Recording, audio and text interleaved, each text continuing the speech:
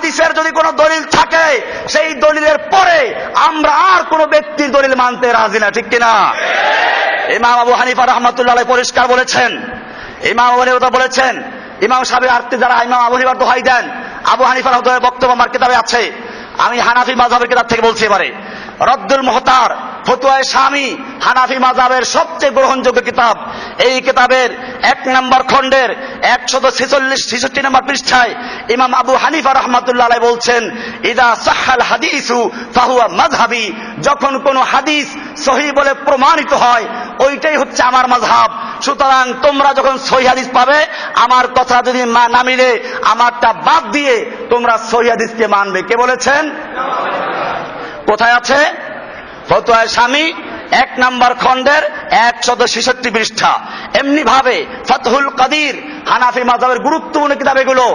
এই কিতাবের 12 নম্বর খণ্ডের 166 নম্বর পৃষ্ঠায় এখানে ইমাম আবু হানিফা বলছেন, লাম্মাস্তুহিরা আনহু মিন কওলিহি ইদা সাহহাল হাদিসু ফাহুয়া মাযহাবি, যখন কোন হাদিস সহিহ বলে প্রমাণিত হয় ওইটাই হচ্ছে আমার মাযহাব। কে বলেছেন? তাহলে এখন যখন সহিহ হাদিস পাওয়া গেল, এখন যদি আমরা সেটাকে মানি তাহলে আমরা হানাফি মাযহাবে আছি। আর যারা বলে আমরা হানাফি মাযহাব মানি অথচ সহিহ হাদিস মানে না, তারা কি আবু হানিফার মাযহাব মানে না তার বিপক্ষে চলে গেছে? আমাদেরকে প্রচার করে আমরা আহলে হাদিস হয়ে গেছি। আমি আপনাদেরকে সাক্ষী রেখে বলি, আমি কোরআন মানি, হাদিস মানি, আল্লাহর নবীর দ্বীন মানি। কাজে আমি খালি আহলে হাদিস না, আমি কোরআন মানি, হাদিস মানি, আহলে কোরআন, আহলে হাদিস, আমি ইসলাম পালন করি, আমি আহলে ইসলাম। আমার নাম মুসলিম। আমার নাম কি?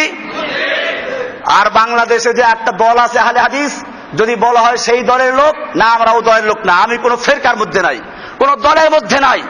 আমি তো ইসলামের মধ্যে দল তৈরি করা নাজায়েজ মনে করি। কারণ ইসলামের মধ্যে এত দল তৈরি করে, এত ফেরকা তৈরি করে ইসলামকে ভাগ করে ফেলেছে, মুসলমানদেরকে ভাগ করে ফেলেছে, মুসলমানদের টুপি ভাগ করেছে, পাগড়ি ভাগ করেছে।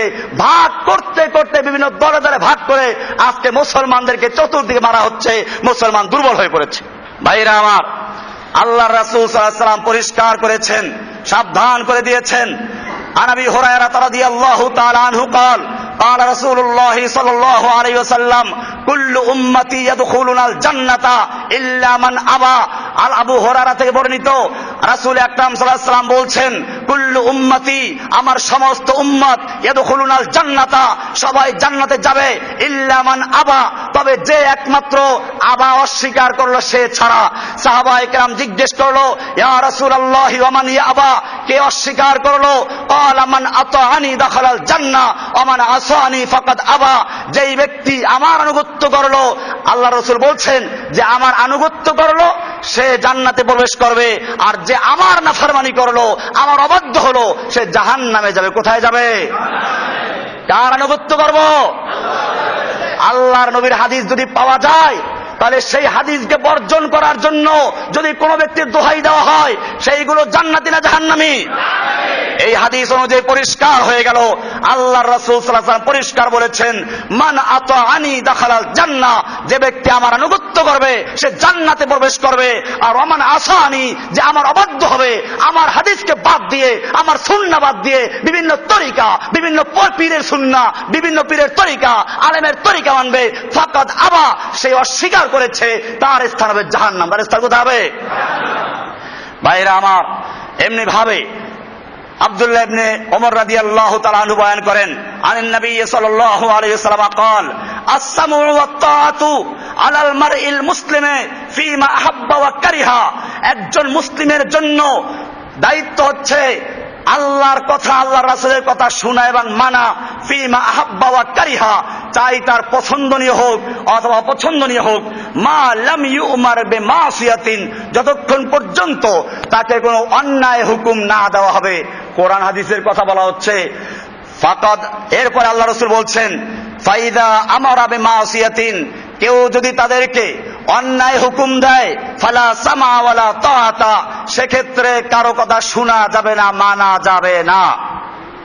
এই হাদিসটা আছে মুসনাদে আহমদের হাদিস নাম্বার 6278, বুখারী শরীফের 6725, মুসলিম শরীফের 1839, আবু দাউদ শরীফের 2626, তিরমিজি শরীফের 1707, আর নাসাই শরীফের 4206, ইবনে মাজার 2864, এরকম ইবনে আবি শাইবা এর 33703 নম্বর হাদিস, ইবনুল জারুদের 1041 নম্বর হাদিস, আবু আওয়ানার হাদিস 7108 নম্বর হাদিস, বাইহাকির 5117 নম্বর হাদিস, দাইলামির 3568 নম্বর হাদিস। এতগুলো কিতাবে বলা আছে যখন কোন ব্যক্তি কোরআন সুন্নাহর বিপরীতে আল্লাহর রাসূলের আনুগত্যের বিপরীত হুকুম দেয়, ফালা সামা ওয়ালা তাআতা, সেই ক্ষেত্রে যে হোক না কেন তার হুকুম মানা যাবে না, তার হুকুম শোনা যাবে না। ভাইরা আমার, এমনি ভাবে এই জন্যই প্রত্যেক ইমাম, ওই ইমামদের কোনো দোষ না। ইমাম শাফি রাহমাতুল্লাহ বলেছেন, এজন্য মুখতাসার ফতোয়া মালিকি, ফতোয়া আল ফিকহুল মালিকি আয-যাখির নামক কিতাবে 9 নম্বর খণ্ডের 128 নম্বর হাদিস পৃষ্ঠা বলেছেন, ইমাম শাফি রাহমাতুল্লাহ বলেন, ইদা সাহহাল হাদিস ওয়া মাযহাবি, ইমাম শাফি সাহেব বলেছেন যখন কোন হাদিস সহিহ বলে প্রমাণিত হয় ওইটাই আমার মাযহাব। তার মানে যদি আমার কথা, আমার কাজ হাদিসের পরিপন্থী হয়, তোমরা আমার কথাকে বাদ দিয়ে তোমরা কোরআন সুন্নাহর কথা মানো। ইমাম শাফি সাহেব বললেন, ইমাম মালিক সাহেব বলেছেন, ইমাম আবু হানিফা রাহমাতুল্লাহ বলেছেন। এরকম ভাবে সব ইমামরাই, ইমাম আবু হানিফা রাহমাতুল্লাহ আলাই, আমাদের যে ফতোয়া মাদ্রাসাগুলো হানাফি মাযহাবের ফতোয়ার কিতাবগুলো আছে, এই দারুল ইফতায় যে পড়ানো হয়, আমি নিজে পড়েছি, পড়াইছি, শারহ উকুদ রাসমিল মুফতি, হানাফি মাযহাবের মুফতি কোর্সের প্রথম কিতাব, উসুলের কিতাব।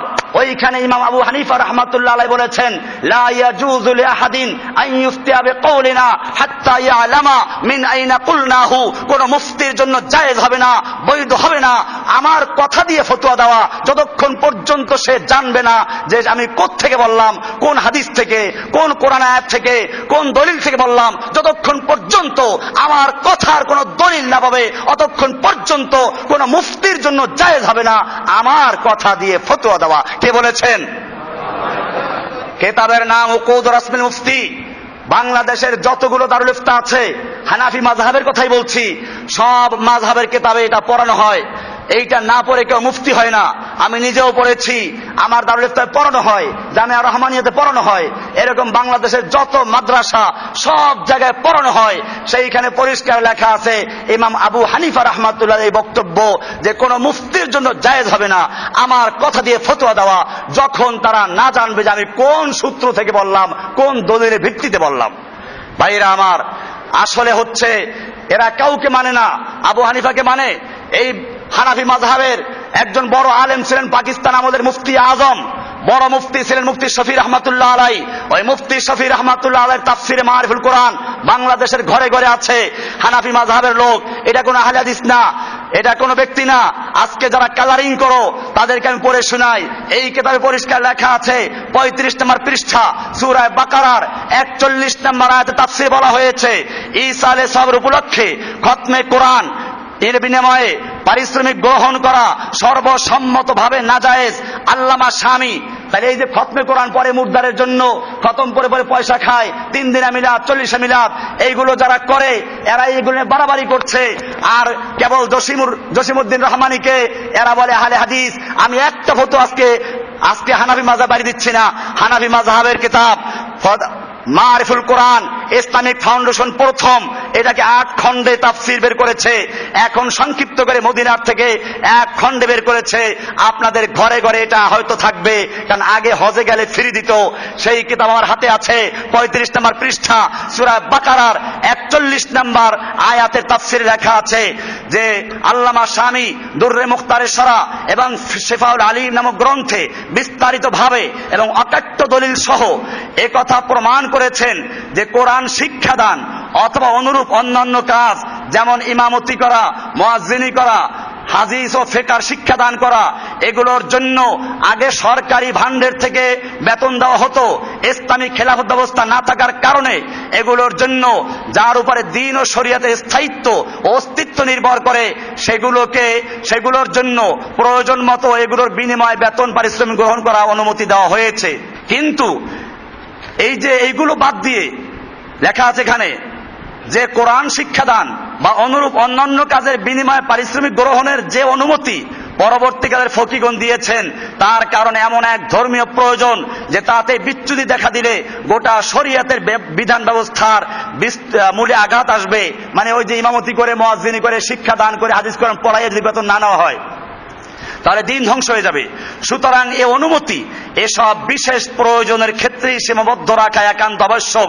এজন্য পারিশ্রমিকের বিনিময়ে মৃত্যুদের ইসালে সবের উদ্দেশ্যে কোরআন খতম করানো বা অন্য কোন দোয়া কালাম ওজিফা পড়ানো সম্পূর্ণ হারাম, কারণ এর উপর কোন ধর্মীয় মৌলিক প্রয়োজন নির্ভরশীল নয়। এখন যেহেতু পারিশ্রমিকের বিনিময়ে কোরআন পড়া হারাম, সুতরাং যে পড়বে এবং যে পড়াবে তারা উভয়ই গুনাহগার হবে। বস্তুত যে পড়েছে সেই যখন কোনো সওয়াব পাচ্ছে না, তখন মৃত্যু আত্মার প্রতি সে কি পৌঁছাবে? একেবারে স্পষ্ট লেখা, কোনো ব্যাখ্যার দরকার নাই। এটা কি কোন আহলে হাদিসদের কিতাব?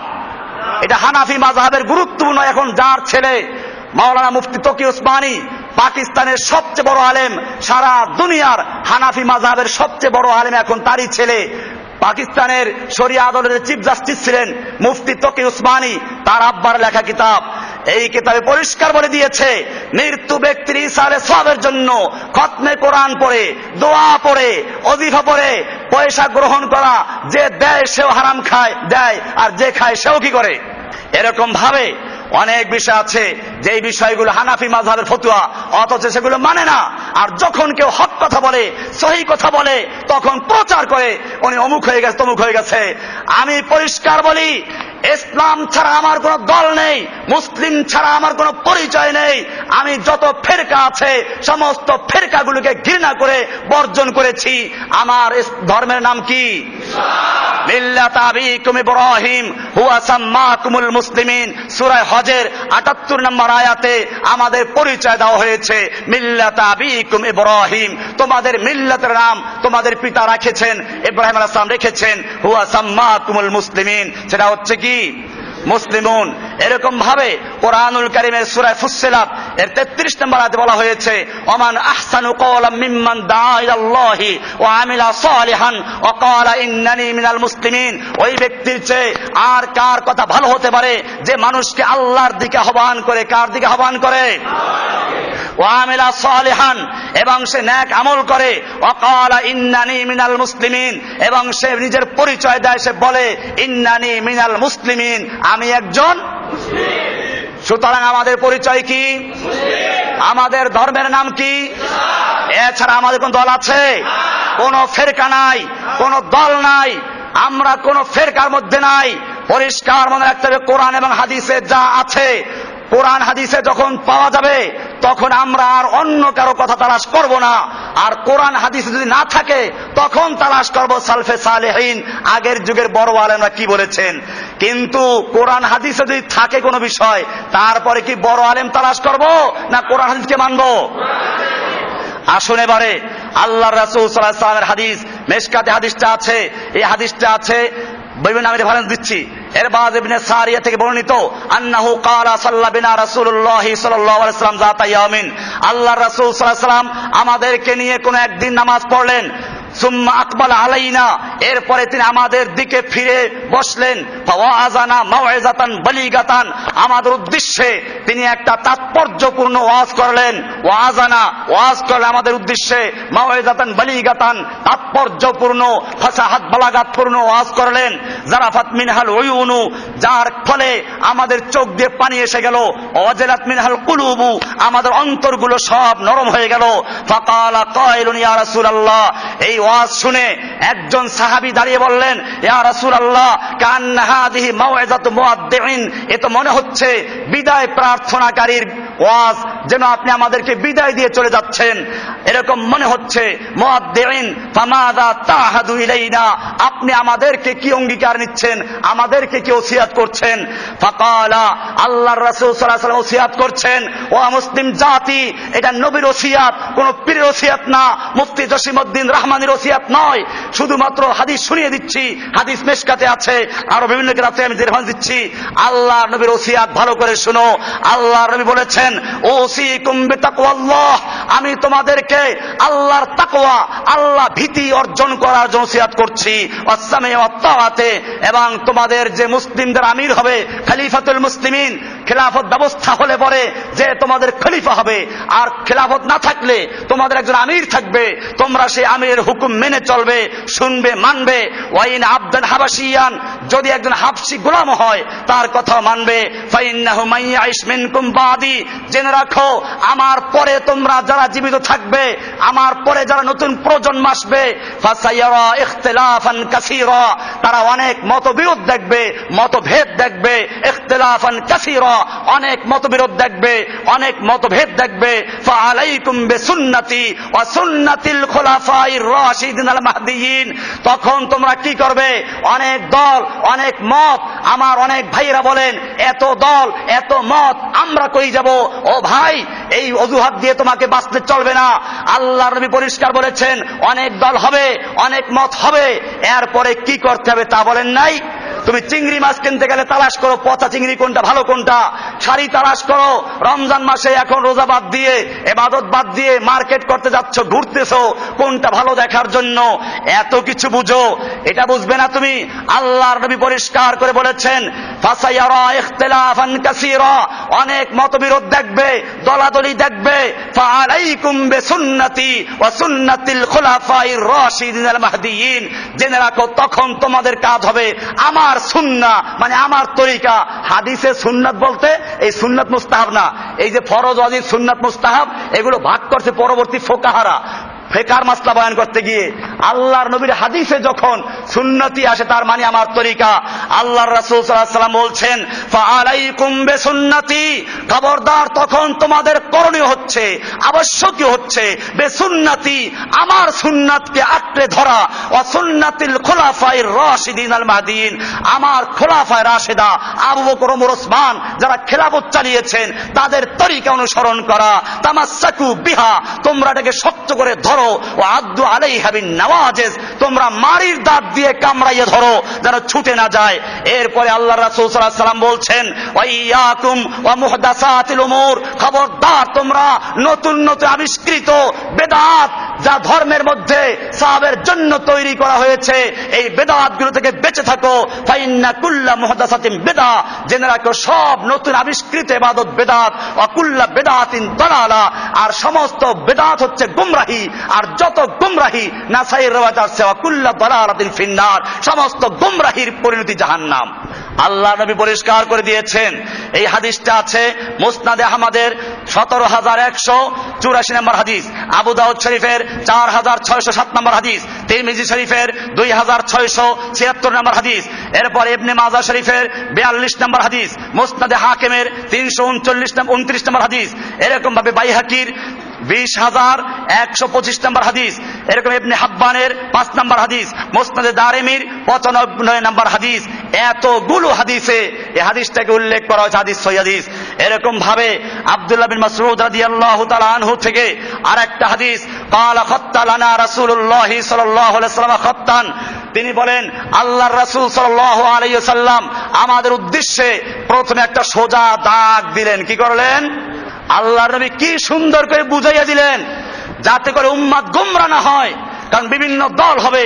এজন্য আল্লাহর নবী একটা সোজা দাগ দিলেন। এরপরে সুম্মা খাত্তা খুতুতান আন ইয়ামিনিহি, এরপরে ডান দিকে অনেকগুলো দাগ দিলেন, এরপরে বাম দিকে অনেকগুলো দাগ দিলেন। সুম্মা ক্বালা হাদিহি সুবুলুন, এরপরে আল্লাহর রাসূল সাল্লাল্লাহু আলাইহি ওয়াসাল্লাম বললেন, এই যে ডানে বামে অনেকগুলো দাগ দেখতে পাচ্ছ, এগুলো হচ্ছে ইয়াজিদু মুতাফাররিকাতুন আলা কুল্লি সাবিলিন মিনহা শাইতান, এগুলো প্রত্যেকটা একটা স্বতন্ত্র রাস্তা, এইগুলো প্রত্যেকটার মুখে মুখে এক একটা শয়তান বসে আছে। কি বসে আছে? ওই মাঝখানের দাগটা সম্পর্কে বলছেন। আর এই যে মাঝখানের দাগটা, এটা হচ্ছে আল্লাহর রাস্তা। কার রাস্তা? এই সিরাতে মুস্তাকিম হচ্ছে আল্লাহর রাস্তা। আর ডানে বামে যত রাস্তা, কার রাস্তা? প্রত্যেক রাস্তার মুখে মুখে এক একটা শয়তান বসে আছে। কি বসে আছে? যারা বিভিন্ন ফেরকা, বিভিন্ন দল করো, আমার বিরুদ্ধে এই কথা লাগাবার দরকার নাই। কথাটা কার? এই কথায় যদি কারো গায়ে লাগে এবং তার জন্য কে অভিযোগ করে, সেই অভিযোগটা কি জসিমউদ্দিন রহমানের বিরুদ্ধে না আল্লাহ নবীর বিরুদ্ধে? তোমরা আমাকে চ্যালেঞ্জ করতে পারো হাদিসে আছে কিনা। আমি যদি বলি মিশকাতের 30 নম্বর পৃষ্ঠায় প্রথম 2 হাদিসটা আছে, এরপরে রেফারেন্স দিচ্ছি আরো। এই হাদিস আল্লাহ নবী পরিষ্কার বললেন, এরপরে তিনি দলিল পেশ করলেন কোরআন আয়াত দিয়ে, ওয়ান্না হাযা সিরাতি মুস্তাকিমান ফাত্তাবিউহু। আল্লাহর নবী এই দাগ দিয়ে তারপরে হাত রাখলেন মাঝখানের দাগে, এরপরে বলছেন ওয়ান্না হাযা সিরাতি মুস্তাকিমা। আল্লাহর কালাম দিয়ে দলিল পেশ করছেন, এটা আল্লাহর রাস্তা, এটা আমার রাস্তা, মুস্তাকিমান যা সরল সঠিক। ফাত্তাবিউহু, ও মুসলমান তোমরা এই একটা রাস্তার অনুসরণ করবে। তরিকা কয়টা? কার তরিকা? রাসূলের তরিকা। একটা তরিকা মানবে। ওয়ালা তাত্তাবিউস সুবুল, কিন্তু খবরদার খবরদার তোমরা ওই অনেকগুলো রাস্তার অনুসরণ করবে না। ডানে বামে অনেক রাস্তা, অনেক তরিকা, এই সমস্ত রাস্তার তোমরা অনুসরণ করবে না।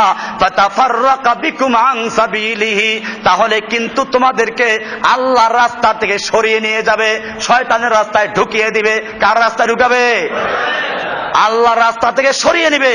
এই হাদিসটা মুসনাদে আহমদের 4142 নম্বর, সুনানে কুবরা নাসাই এর মধ্যে আছে 11174 নম্বর, মিশকাতুল মাসাবির 166 নম্বর হাদিস।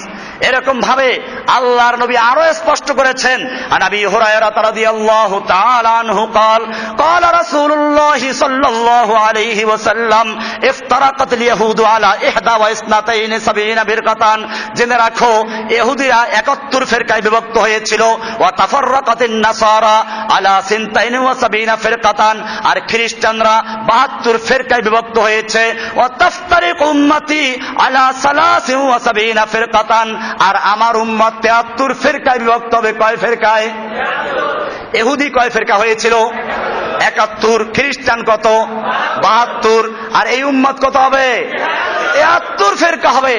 আল্লাহর নবী সাল্লাল্লাহু আলাইহি সাল্লামকে সাহাবায়ে কেরাম জিজ্ঞেস করেন, ইয়া রাসূলুল্লাহ, এই এতগুলো ফিরকার মধ্যে কারা জান্নাতে যাবে? ক্বালা কুল্লুহুম ফিন্নার, এই সব ফিরকা জাহান্নামে যাবে। ইল্লা মিল্লাতান ওয়াহিদা, শুধুমাত্র একটা দল জান্নাতে যাবে। কয়টা দল জান্নাতে যাবে? বাকি দল কোথায় যাবে? সেই একটা দলের পরিচয় কি? কিলা মানহিয়া ইয়া রাসূলুল্লাহ, সাহাবায়ে কেরাম জিজ্ঞেস করেন, ইয়া রাসূলুল্লাহ, সেই দলটি কারা, কি তাদের পরিচয়? আল্লাহর হাবিব ফরমান, ক্বালা মা আনা আলাইহি ওয়া আসহাবি, আমি এবং আমার সাহাবীরা যেই তরিকার উপরে আছি, যেই পথের উপরে আছি, যেই মতের উপরে আছি, এই পথে এই তরিকার উপরে যারা আছে একমাত্র তারা নাজাত পাবে, এছাড়া বাকি সব কোথায় যাবে? পরিষ্কার হয়ে গেল। আল্লাহর নবীর সময় এই তরিকাগুলো ছিল? আল্লাহর নবীর সময় দলগুলো ছিল? বোঝা গেল আল্লাহর নবীর দুনিয়ার থেকে চলে যাওয়ার পরে, সাহাবায়ে কেরামদের দুনিয়ার থেকে চলে যাওয়ার পরে যতগুলো দল তৈরি হয়েছে, যতগুলো মত তৈরি হয়েছে, যত ফেরকা তৈরি হয়েছে, সেই সমস্ত ফেরকা, সমস্ত দলগুলো বিদআত, ওগুলো বর্জন করা মুসলিমদের জন্য ফরজ। নবীর তরিকা ধরা জরুরি, ঠিক কিনা? আর তরিকা ধর্ম কোরআন হাদিস অনুযায়ী আল্লাহ এবং আল্লাহর নবীর তরিকা ধর্ম, কোন পীরের তরিকা না। চিশতিয়া তরিকা, কাদরিয়া তরিকা, নকশবন্দিয়া তরিকা, মুজাদ্দিয়া তরিকা, অমুক তমুক যত ফেরকা, সব ফেরকা বর্জন করে একটা ফেরকা ধরতে হবে, সেই ফেরকার নাম রাসূলের তরিকা, ঠিক কিনা? সেই তরিকার নাম ইসলাম। সেই তরিকার নাম কি? ইসলাম ছাড়া মুসলিমদের আর কোন তরিকা নাই। সেই তরিকা কোরআনে আছে, হাদিসে আছে। মিল্লাতা আবিকুম ইব্রাহিম ওয়া সাম্মাকুমুল মুসলিমিন, তার নাম কি? ইন্নাদ-দীনা ইনদাল্লাহিল ইসলাম, একটাই মাত্র দল, তার নাম হচ্ছে ইসলাম। এটা মানতে হবে, এর বাইরে যাওয়ার কোনো সুযোগ নাই। এই 72-73 ফেরকা হবে, সব জাহান্নামী হবে। একটা ফেরকা জান্নাতে যাবে, সেই ফেরকা হচ্ছে মা আনা আলাইহি ওয়া সাহাবি, আমি এবং আমার সাহাবীরা যেই মতের উপরে, যেই তরিকার উপর আছি। সেই সময় কি এই সমস্ত ফেরকা মেরকা ছিল? এই হাদিসটা আছে আবু দাউদ শরীফের 4596 নম্বর হাদিস, তিরমিজি শরীফের 2640 নম্বর হাদিস, ইবনে মাজাহ শরীফের 3991 নম্বর হাদিস, মুসনাদে হাকিমের 10 নম্বর হাদিস, বাইহাকির 20690 নম্বর হাদিস, আহমদের আরো এক জায়গায় আছে 8377 নম্বর হাদিস, মুসনাদে আবু ইয়ালা এই হাদিসের 5910 নম্বর হাদিস, মুসনাদে ইবনে হাব্বান, সহিহ ইবনে হাব্বানের 6247 নম্বর হাদিস, যেখানে বলা হয়েছে এই বিভিন্ন ফিরকা হবে। এরপরে আরো আছে, আন আব্দুল্লাহ ইবনে আমরিন قال قال رسول الله صلى الله عليه وسلم لا ياتين على امتي ما تعالى بني اسرائيل حزب النعل بالنعل। জেনে রাখো আমার উম্মতের উপরে সেই অবস্থা চলে আসবে যা এসেছিল আগের লোকদের প্রতি, বনি ইসরাইলদের প্রতি। হাজওয়ান নাল বিন নাল, একেবারে জুতা যেরকম পায়ের সঙ্গে মিশে থাকে এরকম ভাবে আমার উম্মতের মধ্যে বনি ইসরাইলদের পুরো অনুসরণ করবে। হাত্তা ইন কানা মিনহুম মান আতা উম্মাহু আলানিয়াতান, এমনকি যদি তাদের মধ্যে কোনো ব্যক্তি তার মায়ের সঙ্গে প্রকাশ্যে জিনা করে থাকে, লাকানা ফি উম্মতি মান ইয়াসনাউ যালিক, আমার উম্মতের মধ্যে সেই কাজ করার মতো লোক পাওয়া যাবে। কিন্তু জেনে রাখো ওয়া ইন্না বনি ইসরাঈল তাফাররাকাত আলা 72 মিল্লাতান, নিশ্চয় বনি ইসরাইল 72 ফিরকায় বিভক্ত হয়েছিল। কয় ফিরকায়? ওয়াতাফতারিকু উম্মতি আলা 73 মিল্লাতান, আর আমার উম্মত অচিরে 73 ফিরকায় বিভক্ত হবে। কুল্লুহুম ফিন্নার, সব জাহান্নামে যাবে। ইল্লা মিল্লাতান ওয়াহিদা, শুধুমাত্র একটা দল জান্নাতে যাবে। কয়টা দল? ক্বালা মান হিয়া ইয়া রাসূলুল্লাহ, সাহাবায়ে কেরাম জিজ্ঞেস করলেন, ইয়া রাসূলুল্লাহ এই দলটি কারা?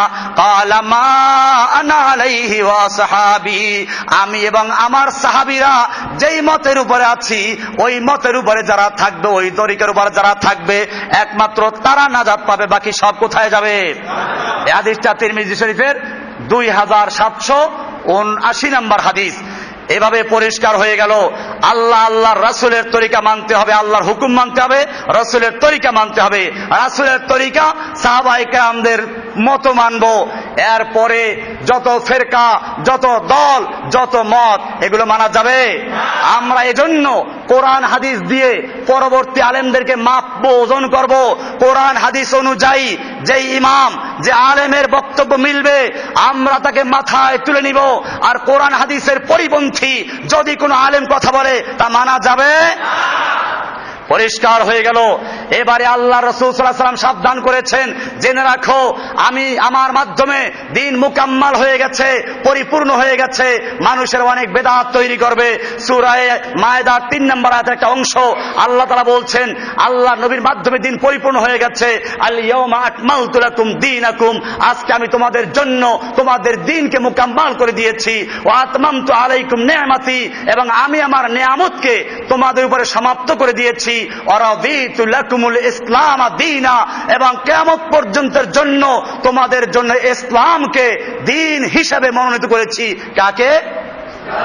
আমাদের দিনের নাম কি? এটা কি অসম্পূর্ণ না পরিপূর্ণ? পরিপূর্ণ করে দিয়েছেন কে? পরিপূর্ণ কাকে বলে? মনে করুন এই মসজিদটা পরিপূর্ণ হয়ে গেছে, এখন যদি কেউ একটা স্বর্ণের ইট নিয়ে আসে, হীরকের ইট নিয়ে আসে আর বলে এইটা এক জায়গায় লাগাও, লাগান যাবে? আমি বলবো মসজিদ পরিপূর্ণ হয়ে গেছে, এখন যদি লাগাতে হয় কি করতে হবে? ভাঙতে হবে। ঠিক তেমনি ভাবে আল্লাহর রাসূল সাল্লাল্লাহু আলাইহি ওয়াসাল্লামকে আল্লাহ জানিয়ে দিলেন আজকে আপনার জন্য এই দ্বীন ইসলামকে মুকাম্মাল করে দেওয়া হয়েছে, পরিপূর্ণ করে দেওয়া হয়েছে। এই ইসলামের মধ্যে কিয়ামত পর্যন্ত আর কোনো কিছু বাড়ানো যাবে না, কোনো কিছু ছাড়ানো যাবে না। ঠিক কিনা? বাড়াবাড়ি করা বেদাত, ছাড়াছাড়িও কি? এই উম্মত বাড়াবাড়ি করেছে, ছাড়াছাড়ি করেছে। বাড়াবাড়ি করেছে কি? অনেক তরিকা তৈরি করেছে, বাড়াবাড়ি করেছে। ফরজ নামাজ বার মোনাজাত তৈরি করেছে, বাড়াবাড়ি করেছে। তারা মৃত্যু ব্যক্তির জন্য 3 দিনা মিলাদ তৈরি করেছে, 40 মিলাদ তৈরি করেছে, মাজার পূজা তৈরি করেছে, কবর পূজা তৈরি করেছে, খতমে খাজেগান তৈরি করেছে, দুরুদে নারিয়া তৈরি করেছে। এরকম ভাবে আরো মরলে পরে কত ওজিফা তৈরি করেছে। এই সবগুলো বেদাত, ছাড়াছাড়ি হচ্ছে। জানাজার নামাজ থেকে সূরা ফাতিহা বাদ দিয়েছে, এটাও বেদাত। এরকম ভাবে নামাজের পরে আল্লাহর রাসূল সাল্লাল্লাহু আলাইহি ওয়াসাল্লাম দোয়া পড়তেন, সেই দোয়াগুলো বাদ দিয়েছে। আল্লাহর নবী ফরজ নামাজের পরে সম্মিলিত করে মুনাজাত করেন নাই, দোয়া করেছেন। 3 বার বলেছেন আস্তাগফিরুল্লাহ আস্তাগফিরুল্লাহ আস্তাগফিরুল্লাহ। এরপরে বলেছেন আল্লাহুম্মা আনতাস সালাম ওয়া মিনকাস সালাম তাবারাকতা ইয়া যাল জালালি ওয়াল ইকরাম। এরপরে বলেছেন লা ইলাহা ইল্লাল্লাহু ওয়াহদাহু লা শারীকা লাহু লাহুল মুলকু ওয়া লাহুল হামদু ওয়া হুয়া আলা কুল্লি শাইইন কাদির। আল্লাহুম্মা লা মানিয়া লিমা আতাইতা ওয়া লা মুতিয়া লিমা মানাতা ওয়া লা ইয়ানফাউ যাল জাদ্দি মিনকাল জাদ্দু। এবার 33 বার সুবহানাল্লাহ, 33 বার আলহামদুলিল্লাহ, 34 বার আল্লাহু আকবার, আয়াতুল কুরসি, সূরা নাস, সূরা ফালাক, সূরা ইখলাস, এইগুলো আল্লাহ রাসূল পড়েছেন। এগুলো নবীর তরিকা, নবীর ওজিফা। সেইগুলোকে বাদ দিয়ে ফরজ নামাজের পরে নবীর তরিকা, নবীর ওজিফা বাদ দিয়ে সেইখানে একটা বেদাত ঢুকাইছে। মুনাজাত, প্রচলিত মুনাজাত আল্লাহ নবী করেন নাই, সাহাবায়ে কেরাম করেন নাই, মক্কা মদিনা এখনো করে না। আল্লাহর নবী কেমনে নামাজ পড়াইছেন হাদিসে সব বলা আছে। তাকবীরে তাহরিমি দিয়ে নামাজ শুরু করেছেন, সালাম দিয়ে নামাজ শেষ করেছেন, এরপরে ওই দোয়াগুলো পড়েছেন।